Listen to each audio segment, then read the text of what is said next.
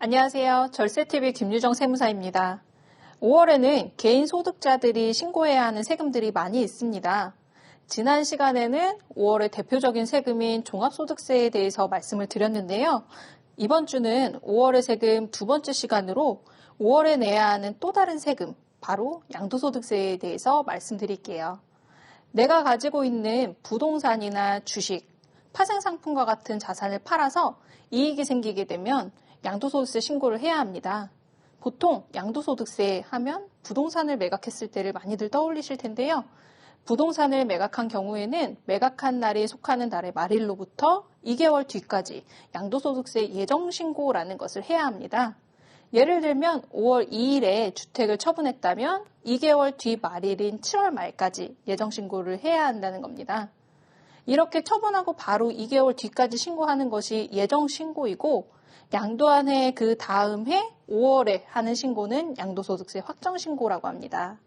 만약 작년에 부동산을 2개 이상 매각을 하고 양도소득을 합산하지 않고 각각 양도소득세 예정신고를 했다면 합쳐서 5월에 양도소득세 확정신고를 해야 하는 겁니다.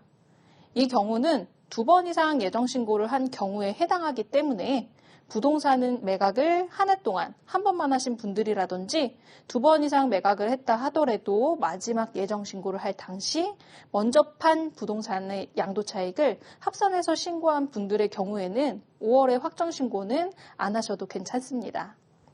이번에는 부동산이 아닌 양도소득세를 말씀드릴게요. 양도소득세는 부동산을 매각했을 때만 내는 세금은 아닙니다. 해외 주식이나 지수형 파생상품을 팔아서 이익이 생긴 경우에도 그 이익에 대해 다음해 5월에 양도소득세를 신고 납부해야 합니다.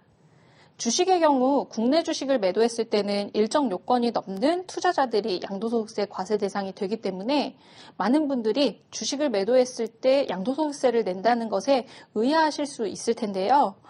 국내 주식을 매도했을 때와는 다르게 해외 주식을 매도했을 때는 차익에 대해서 모두 과세가 됩니다.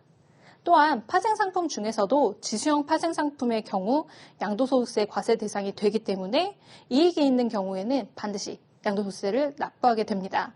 다만 이익에 대해서 연간 250만 원의 양도소득세 기본공제가 가능하기 때문에 해외 주식이나 지수형 파생상품의 매도로 얻은 이익이 각각 연간 250만 원을 넘는 경우에 세금이 발생하기 때문에 다음해 5월에 양도소득세 신고를 해야 한다는 것 반드시 기억하시기 바랍니다.